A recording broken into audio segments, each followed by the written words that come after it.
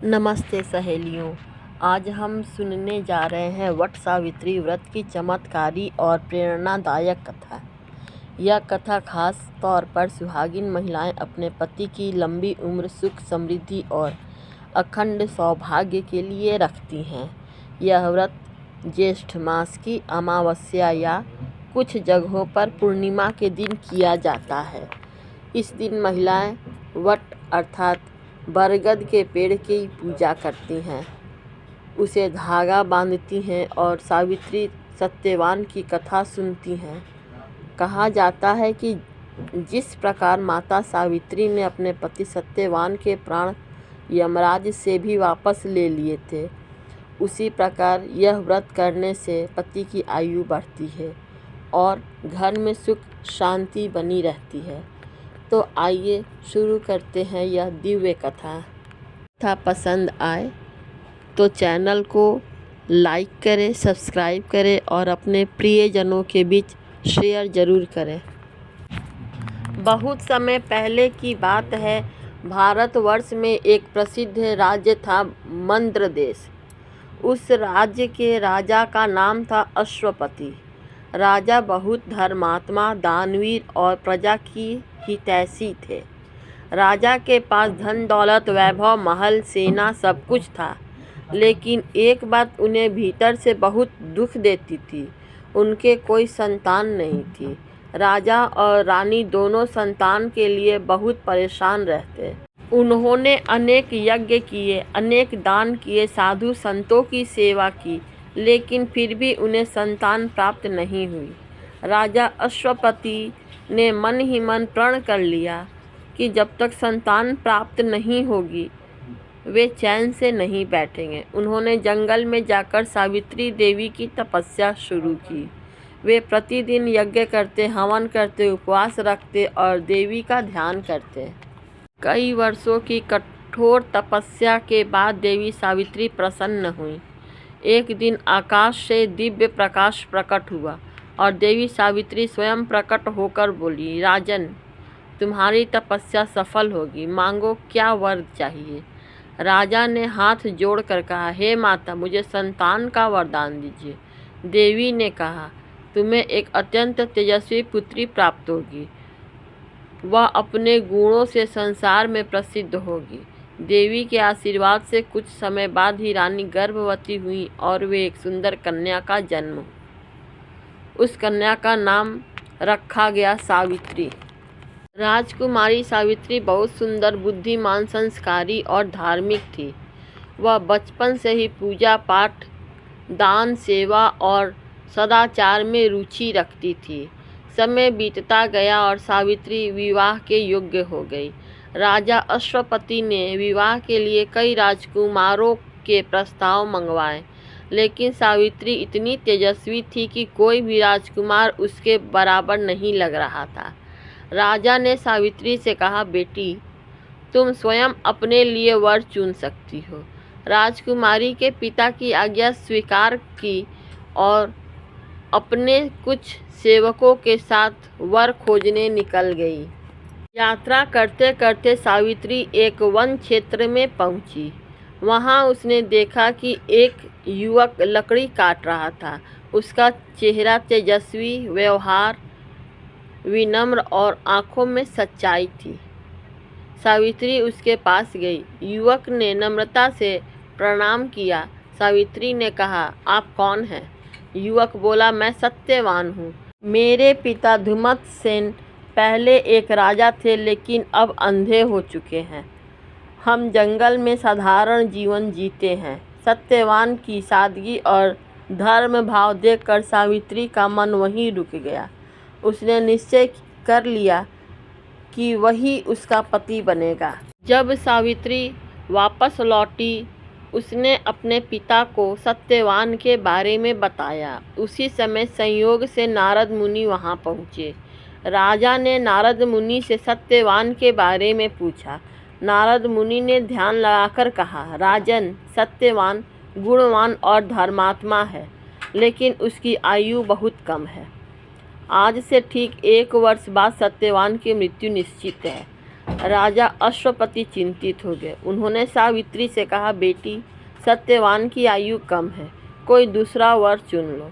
लेकिन सावित्री दृढ़ होकर बोली, पिताजी, मैंने एक बार मन से उसे पति स्वीकार कर लिया है, अब मैं किसी और से विवाह नहीं करूंगी। जो भी होगा, मैं सत्यवान का साथ नहीं छोड़ूंगी। राजा ने सावित्री की दृढ़ता देखकर सत्यवान से विवाह तय कर दिया। सावित्री का विवाह सत्यवान से हो गया। वह राजमहल छोड़कर वन में अपने सास ससुर के साथ रहने लगी। राजकुमारी होते हुए भी उसने जंगल में हर काम खुशी खुशी किया। वह पानी भरती, लकड़ी लाती, भोजन बनाती और सास ससुर की सेवा करती। सत्यवान भी अपनी पत्नी की सेवा और संस्कार देखकर अत्यंत प्रसन्न था। दिन बीतते गए, लेकिन सावित्री के मन में नारद मुनि की बात हमेशा रहती थी। उसे पता था कि सत्यवान के जीवन के केवल कुछ ही दिन शेष हैं। जिस दिन सत्यवान की मृत्यु का समय नजदीक आया, उस दिन सावित्री ने 3 दिन पहले से व्रत रखना शुरू कर दिया। वह उपवास करती रही, पूजा करती रही और मन ही मन प्रार्थना करती रही कि कोई चमत्कार हो जाए। वह दिन आ गया जिस दिन सत्यवान की मृत्यु निश्चित थी। सुबह सुबह सावित्री ने स्नान किया, वट वृक्ष की पूजा की और संकल्प लिया, आज मैं सत्यवान के प्राणों की रक्षा करूंगी। सत्यवान रोज की तरह जंगल में लकड़ी काटने जाने लगा। सावित्री भी उसके साथ चल पड़ी। सत्यवान ने कहा, तुम्हें व्रत है, तुम घर पर रहो। लेकिन सावित्री ने कहा, आज मैं आपके साथ रहूंगी। वे दोनों जंगल में पहुंचे। सत्यवान लकड़ी काटने लगा। कुछ देर बाद उसे अचानक चक्कर आने लगे। उसने सावित्री से कहा, मुझे बहुत कमजोरी लग रही है, और देखते ही देखते सत्यवान जमीन पर गिर पड़ा। सावित्री घबरा गई।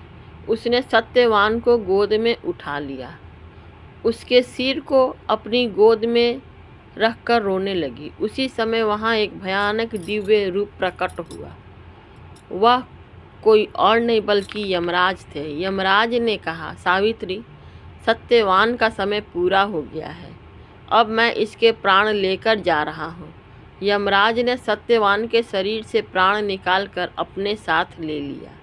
सावित्री ने सत्यवान का शरीर वहीं छोड़ दिया और यमराज के पीछे पीछे चलने लगी। यमराज ने कहा, देवी, तुम वापस लौट जाओ, मृत व्यक्ति के पीछे कोई नहीं जाता। लेकिन सावित्री ने हाथ जोड़कर कहा, हे धर्मराज, मैं अपने पति के बिना वापस नहीं जा सकती। जहाँ मेरे पति जाएंगे, मैं भी वहीं जाऊंगी। यमराज सावित्री की निष्ठा देखकर आश्चर्यचकित हो गया।